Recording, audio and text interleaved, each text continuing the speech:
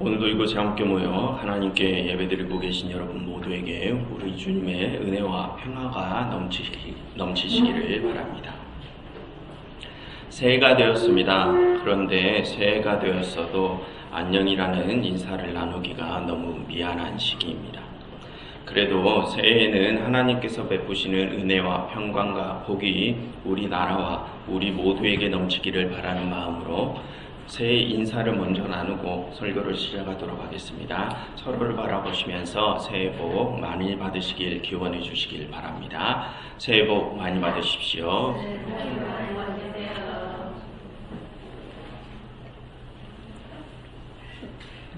우리는 지난번에 애굽에서 일어난 장자들의 죽음 재앙까지를 살펴보았습니다. 그 재앙을 통하여 하나님께서는 이스라엘을 출애굽시키셨죠. 그리고 하나님께서는 그렇게 출애굽한 이스라엘에게 대대로 유월절을 지내라라고 하시며 너희가 과거에 애굽에서 종살이하던 때를 잊지 말라라고 하셨고, 또한 너희가 애굽에서 구원받은 것은 죄 없는 이들의 희생이 있었기 때문이었음도 잊지 말라라고 하셨습니다. 지난번에 우리는 그 내용까지를 살펴보았습니다.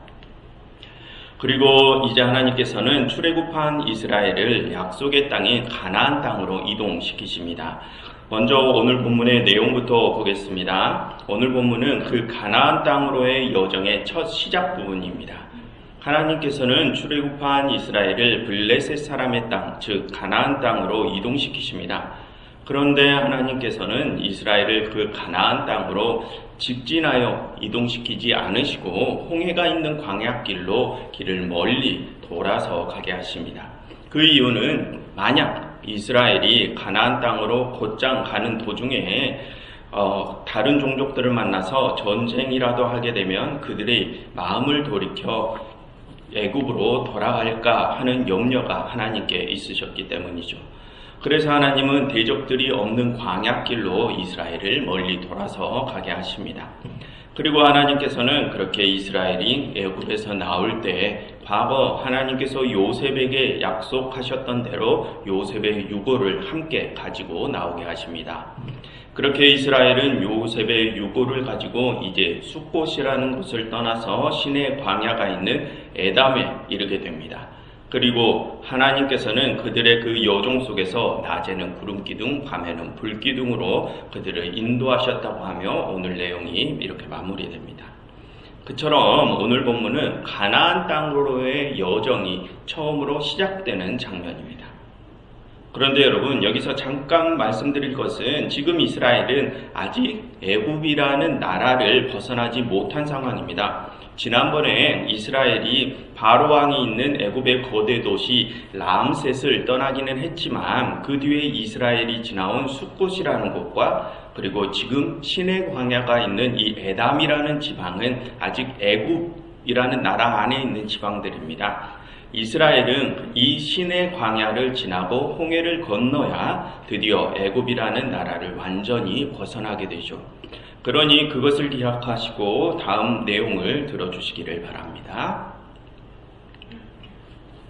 여러분, 먼저 성경에서 17절과 18절을 보시면 하나님께서 이스라엘을 먼 길로 돌아가게 하셨다고 하죠. 그럼 여러분, 지금 이스라엘이 먼 길로 돌아가는 이 일은 누구의 주도로 이루어진 일입니까? 하나님의 주도로 이루어진 일이죠. 그래서 여러분, 우리는 여기서 지금 가나안으로 향하는 이스라엘의 이 여정은 하나님께서 주도권을 가지고 계심을 알 수 있습니다. 즉, 구원으로의 여정은 하나님께서 직접 인도하신다는 것이죠. 그래서 뒤에 19절부터 22절의 내용도 그렇게 구원의 여정을 직접 인도하시는 하나님에 대한 이야기들입니다. 여러분, 19절을 보시면 요셉의 유골에 관한 이야기가 나오죠. 이전에 하나님께서는 요셉이 죽기 전에 그에게 너의 후손이 너의 유골을 반드시 이 애굽 땅에서 이끌어낼 것이다 라는 약속을 하셨습니다. 그리고 이제 그 약속이 이루어졌죠. 무슨 뜻입니까? 지금 이 구원으로의 여정은 하나님의 약속대로 이루어지는 일들이라는 것입니다. 그리고 여러분, 그 다음 20절부터 22절의 내용도 마찬가지입니다. 하나님께서 이스라엘을 낮에는 구름기둥으로 밤에는 불기둥으로 인도하셨다고 하죠. 이 여정은 하나님께서 인도하시는 여정이라는 것입니다. 그처럼 가나안으로 향하는 이스라엘의 여정이 시작되는 오늘의 본문은 그렇게 하나님께서 직접 그 여정을 이끄심을 강조하는 내용입니다. 그래서 여러분, 우리는 그러한 내용을 통하여 과거에 하나님께서 이스라엘을 그렇게 인도하셨듯이 우리의 구원 역시 하나님께서 직접 인도하실 것임을 알 수 있습니다. 그러니 우리는 그렇게 우리를 직접 인도하시는 하나님을 의지하면서 우리에게 다가오는 고난과 어떠한 어려움 속에서도 좌절하지 않고 앞으로 계속 나아가야 함을 기억해야 할 것입니다. 그리고 오늘 본문에서 우리가 또 관심을 가질 부분은 17, 18절에 드러나는 것처럼 하나님께서는 지금 이 이스라엘에 대한 어떤 염려를 가지고 계시다는 부분입니다. 그럼 여러분, 그게 어떤 염려입니까? 이스라엘이 적대 세력들을 만나면 전쟁이 날까 무서워서 다시 애굽으로 돌아갈까 하는 염려시죠. 그럼 여러분, 그 염려의 요점이 무엇입니까? 여러분, 이스라엘은 이제 막 악의 세상, 애굽을 떠나서 선후 세상으로 이동을 시작했습니다. 그런데 그 선후 세상으로 향하는 길에 그 길을 가지 못하게 만든 장애물이 생기면 그들이 과거 그 악의 세상으로 되돌아가게 될지도 모른다는 것이 요점이죠. 여러분, 지금 하나님의 이 염려는 뒤에 가서 정말 사실인 것으로 드러납니다. 이스라엘은 이후 애굽의 군대가 쫓아올 때 홍해 앞에서 길이 막히는 상황이 되니 그때 그들은 모세에게 우리를 왜 애굽 땅에서 데리고 나왔냐라고 항의를 하죠. 그리고 광야에서도 그들은 물이 떨어지고 먹을 고기가 없으니 그때도 모세에게 항의를 하면서 우리가 애굽에 있었을 때가 더 나았다고 하면서 애굽의 생활을 그리워합니다. 그처럼 후에 이스라엘은 선의 세상으로 향하는 도중에 여러 장애물들을 만나니까 정말로 과거 악의 세상으로 회귀하려는 모습을 보입니다. 즉 지금 하나님께서 하시는 이 염려는 정당한 염려시라는 것이죠. 하나님께서는 죄악의 유혹에 쉽게 넘어지는 우리 사람들의 성품을 너무도 잘 아시기 때문에 하나님께서는 이스라엘이 그 장애물의 유혹에 넘어지지 않게 하시기 위하여 가나안 땅으로 향하는 여정을 멀리 돌아서 가게 하시는 것입니다. 그래서 그러한 내용을 통하여 우리는 다음과 같은 몇 가지 사실을 알 수 있습니다.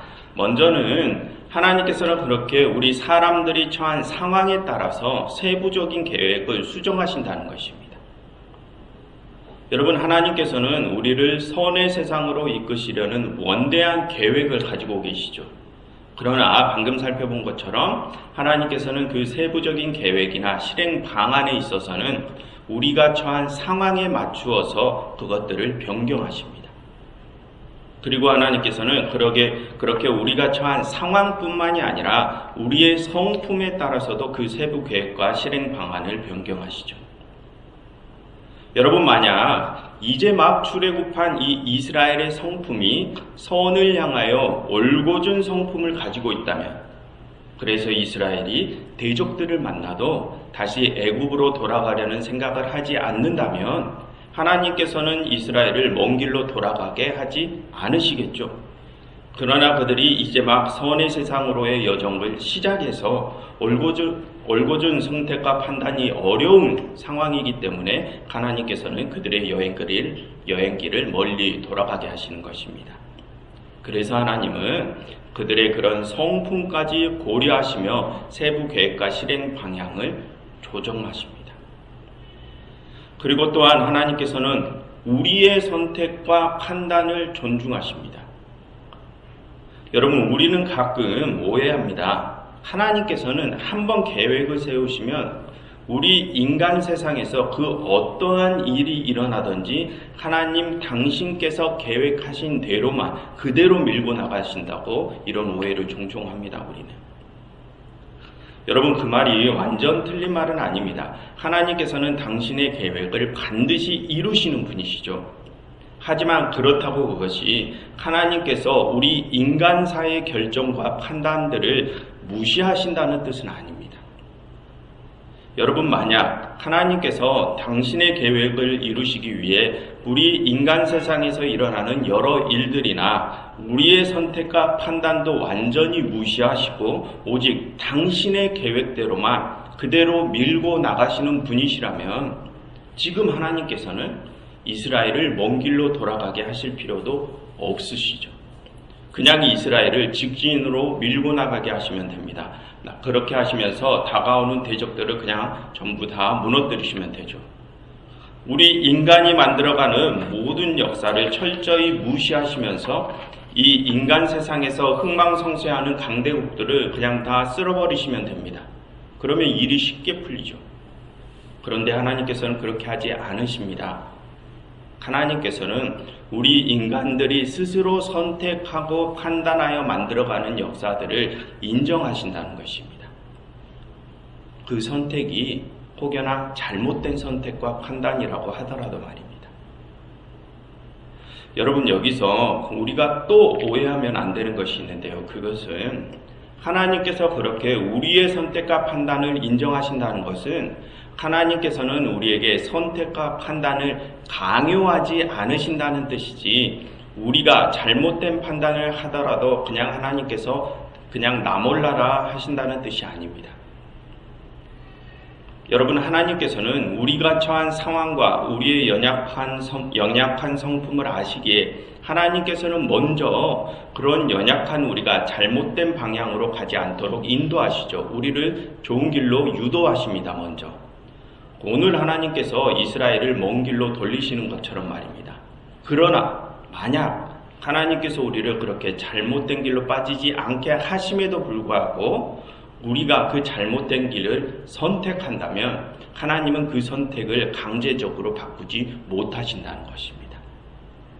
그런 뜻이지 하나님께서 우리를 방치하신다는 뜻은 아닙니다.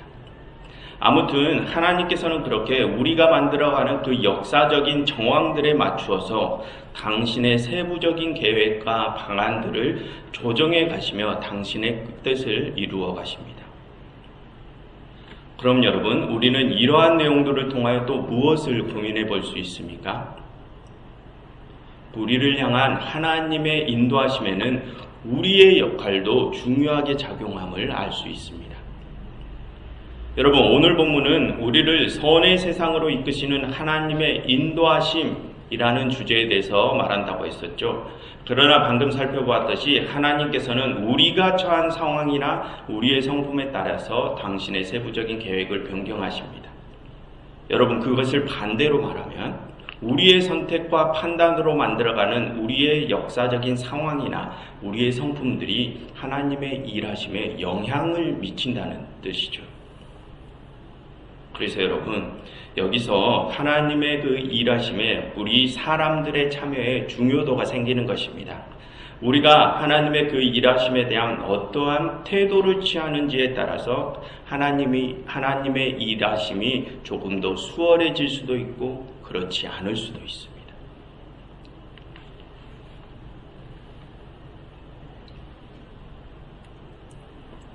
그리고 여러분, 오늘 본문에서 우리는 20절부터 22절에서 하나님께서 이스라엘을 불기둥과 구름기둥으로 인도하신다는 부분에 또 관심을 기울여야 합니다. 그럼 여러분, 여기서 구름기둥과 불기둥은 무엇을 의미합니까? 하나님의 임재하심, 하나님의 함께하심을 의미합니다. 그런데 그 임재가 초자연적인 현상처럼 보이는 큰 표상들로 보여지죠. 그럼 여러분, 하나님께서는 지금 이스라엘에게 왜 그렇게 기적처럼 보이는 표상들을, 큰 표상들을 보여주시며 그 이스라엘을 이끄시는 것일까요? 그것은 지금 이스라엘의 상태와 이스라엘의 처한 상황이 그렇게 큰 표상이라도 보여줘야 할 상황이고 상태이기 때문입니다. 쉽게 말씀드리면 그런 가시적인 큰 표상이라도 보여줘야 그들이 과거로 돌아가지 않을 것이기 때문이죠. 여러분, 지금 이스라엘의 신앙을 레벨로, 급으로 따지자면 우리가 다른 사람들의 신앙을 그렇게 급으로 따지면 안 되지만 설명의 편의를 위해서 말씀드리는 것입니다. 그러니 이해 바랍니다. 아무튼 지금 이스라엘의 신앙을 급으로 따지자면 아주 초급 수준입니다. 여러분, 이스라엘은 선의 세상으로의 여정을 이제 막 시작했다고 했습니다. 그것은 지금 이 이스라엘의 신앙의 여정은 첫 출발 단계임을 보여주는 것입니다. 그래서 그런 초급 수준의 신앙인들에게는 그런 기적처럼 보이는 큰 표상이라도 필요한 것입니다. 그런 것이라도 있어야 어떻게 된다고요? 그런 것이라고 있어야 그들이 신앙을 유지할 것이기 때문입니다. 그래서 여러분, 여기서 잠깐만 다른 말씀을 드리면, 여러분, 우리 주위를 보면 그런 은사적인 현상들에 온 정신을 집중하시는 분들이 계시죠. 어떤 교단들은 그런 은사적인 현상이 있어야 성령이 함께하는 증거라고 하는 교단도 있습니다.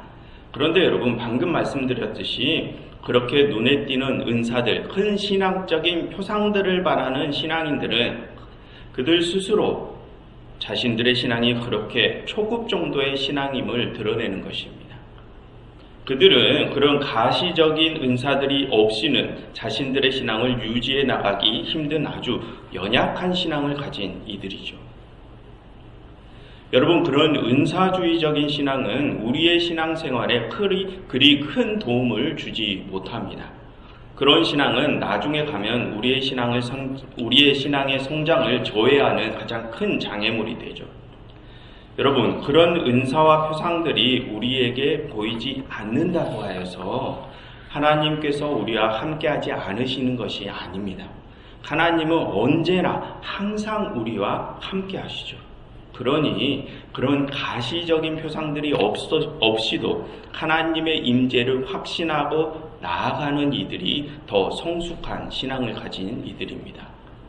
말씀드린 대로 오히려 그런 가시적인 은사와 표상들이 주어졌다는 것은 그 사람이 너무도 작은 신앙을 가졌음을 보여주는 것입니다. 그러니 우리는 그런 은사나 표상들을 찾는 신앙생활을 조금은 멀리 떨쳐버려야 함을 말씀드립니다.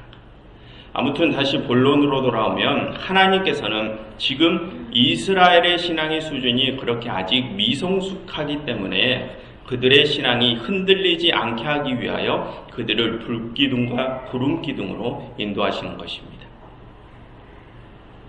여러분, 오늘 본문은 이스라엘의 이 여정을 하나님께서 주도하심을 말하는 본문이라고 했죠. 그런데 그 세부적인 내용을 보면 지금 그 이스라엘의 신앙은 아직 지금 이스라엘의 신앙은 하나님께서 그들을 불기둥과 구름기둥으로 인도하셔야 할 만큼 아직 연약한 신앙이라고 합니다. 즉, 아직 그렇게 연약한 신앙을 가진 이스라엘은 하나님의 일하심에 도움을 드리지 못하는 상태라는 것입니다. 그렇다면 여러분, 지금 우리의 신앙의 상태는 어느 정도입니까? 지금 우리의 신앙의 상태는 오늘 본문에 나오는 이스라엘처럼 연약한 신앙의 상태입니까? 아니면 성숙한 신앙의 상태입니까? 하나님의 일하심에 도움을 드리는 상황입니까? 아니면 그렇지 못한 상황입니까? 여러분, 오늘 본문의 내용을 가지고 생각을 해보자면 어떤 사람이 성숙한 신앙인입니까? 어떠한 장애물이 우리 앞에 찾아왔을 때 다시 과거를 돌아보는 사람이나 어떤 장애물이 우리 앞에 찾아왔을 때 자꾸 하나님께 어떤 기적적인 은사나 표상을 바라는 사람이 성숙한 신앙인입니까? 아니면 그 어떠한 장애물이 우리 앞에 찾아와도 그 어떠한 표상이 우리에게 보이지 않는다 하더라도 하나님께서 우리와 함께 하심을 신뢰하면서 묵묵히 주어진 환경 속에서 하나님의 뜻을 향하여 앞으로 나아가는 사람이 더 성숙한 신앙인입니까? 당연히 후자겠죠. 그럼 여러분, 어떠한 신앙인이 하나님의 일하심에 도움을 드리는 신앙인일까요? 어떠한 장애물이 눈앞에 찾아오더라도 부안해동하지 않고 오직 하나님의 기준과 뜻 안에서 내 스스로 옳은 선택과 판단을 하고 그럼으로써 하나님이 우리 때문에 여러 계획들을 수정하지 않으셔도 되게끔 해드리는 이들이, 그렇게 성숙한 신앙인을 가진 이들이 하나님께 도움을 드리는 이들이겠습니다. 그러니 우리는 그렇게 하나님께 도움을 드리는 성숙한 신앙인들이 되어야 함을 또 생각해 볼 수 있습니다. 그럼 여러분, 우리가 그러한 상황에서 어떻게 하는 것이 하나님께 실질적으로 도움을 드리는 것일까요?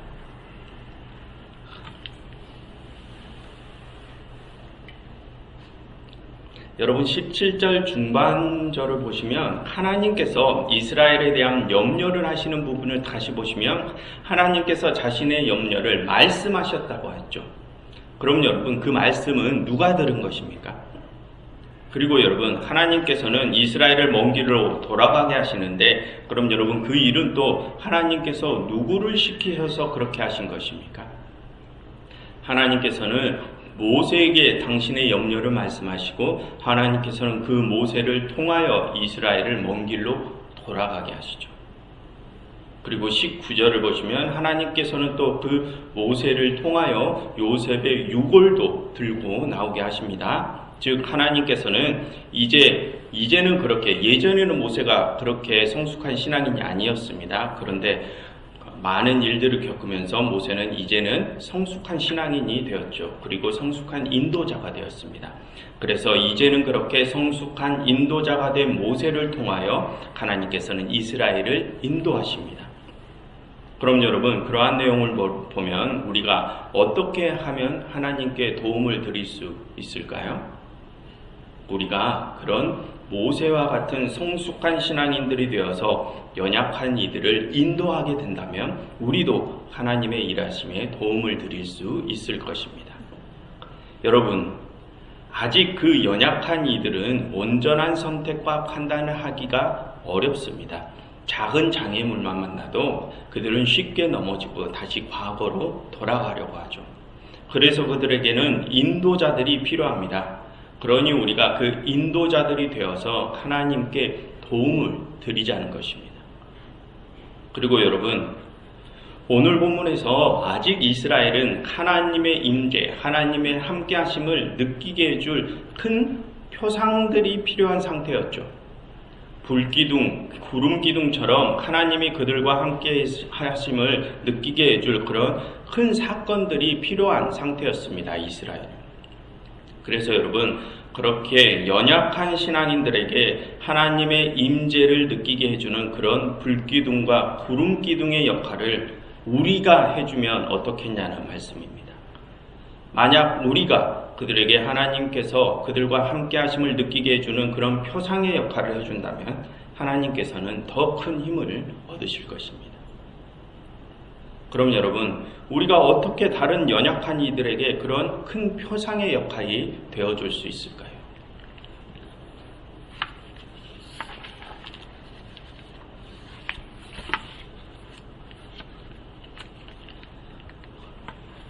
여러분, 이 성경에는 그런 하나님의 임재를 보여주는 여러 표상들이 나오죠. 불기둥과 구름기둥도 나오고 어떤 때는 천둥 번개의 모습으로도 그 표상이 표현되기도 하고 또 어떤 때는 또 어떤 신앙인들이 다른 강대국들의 힘에 억눌려 있을 때 하나님께서는 그 악독한 강대국들을 심판하심으로 자신들의 백성들과 하나님이 함께 하심을 보여주십니다. 그처럼 이 성경에서는 하나님께서 우리와 함께 하심을 보여주는 여러 표상들이 나옵니다. 그런데 여러분, 그런 여러 표상들 중에 가장 크고 가장 완전한 표상이 무엇일까요? 예수 그리스도의 십자가입니다. 그 십자가가 이 성경 전체에서 보여주는 그 많은 표상들을 다 포괄하는 가장 크고 완전한 표상입니다. 하나님께서는 그 십자가라는 표상으로 당신께서 우리와 함께 하신다는 것을 온 세상에 보여주시고 그 십자가를 통하여 모든 표상을 완성하신 것입니다. 즉 이제 우리에게는 더 이상 다른 표상들이 필요 없다는 것입니다. 여러분, 우리는 그 십자가라는 완전한 표상을 통하여 하나님의 임재를 느끼죠. 그럼 여러분, 우리가 연약한 다른 이들을 위해서 보여주어야 할 표상이 무엇이라는 것입니까? 그 십자가라는 뜻입니다. 우리가 다른 연약한 이들에게 불기둥과 구름기둥처럼 되어주려면 그 완전한 표상인 십자가를 보여주면 됩니다.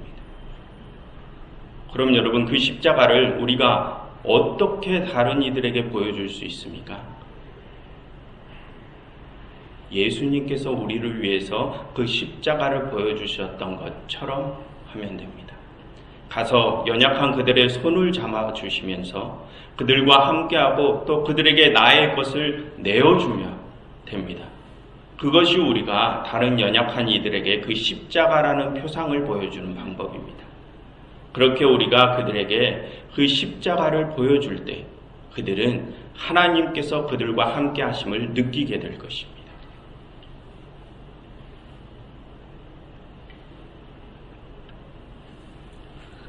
여러분, 지난주에 우리는 너무도 참혹한 일을 겪었습니다.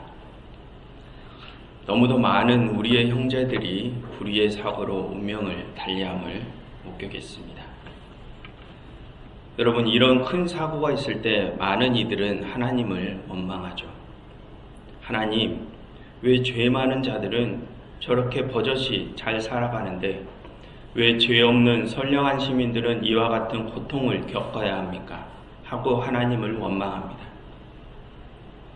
그런데 여러분, 그런 일들은 하나님께서 계획하신 일들이 아닙니다. 하나님께서는 우리의 선택과 판단을 존중하시기에 우리가 만든 이 사회의 작동 원리를 깨뜨리실 수 없으십니다. 여러분, 이러한 사건은 인재입니다. 그러기에 지금 이 사건으로 가장 가슴 아파하시고 가장 통곡하고 계시는 분은 바로 하나님이십니다. 여러분, 하나님께서는 악인들을 잘 살게 하시고 의인들에게 고통을 주시는 분이 아니라 악인들을 심판하시고 의인들을 살리시기 위하여 일하시는 분이십니다. 악인들이 잘 살고 힘없는 선인들이 고통을 받는 세상은 욕심을 가진 우리 인간들이 만들어 놓은 세상입니다. 하나님은 그렇게 우리 인간이 만들어 놓은 그 악의 논리의 세상을 무너뜨리시기 위하여 일하시는 분이십니다. 그래서 이번에 우리에게 일어난 이 사건으로 인하여 가장 고통스러워 하시는 분은 당신의 자녀들을 그렇게 허망하게 이루신 하나님이십니다. 지금 하나님께서는 그 고통의 장소에서 그 유족들과 함께 가슴을 치시며 통곡하고 계실 것입니다. 여러분, 지금 우리의 중에 가장 연약한 이들은 바로 그렇게 허망한 사고로 가족을 잃은 그 유족들과 같은 이들일 것입니다. 그래서 지금 하나님께서는 그들에게 지금 이 순간 당신께서 함께하고 계심을 보여줄 당신의 표상들이 되어줄 그 일꾼들을 찾고 계실 것입니다. 그러니 그리스도인 여러분, 하나님의 일꾼이신 여러분들께서 그렇게 가장 연약한 이들에게 가장 먼저 달려가셔서 그들의 손을 잡아주십시오.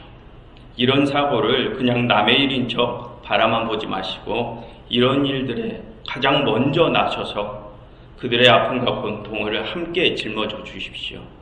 그래서 그들이 그 큰 고통 속에서 빨리 다시 일어설 수 있게 도와주시기를 바랍니다. 기도하겠습니다. 하나님, 저희는 이런 일들이 왜 일어나는지 알지 못합니다. 그러나 하나님께서는 이 모든 일들을 다 지켜보고 계시니 하나님, 지금 고통 속에 있는 그 유족들과 우리 국민들을 굽어 살펴 주시옵소서. 예수 그리스도의 이름으로 기도드렸습니다.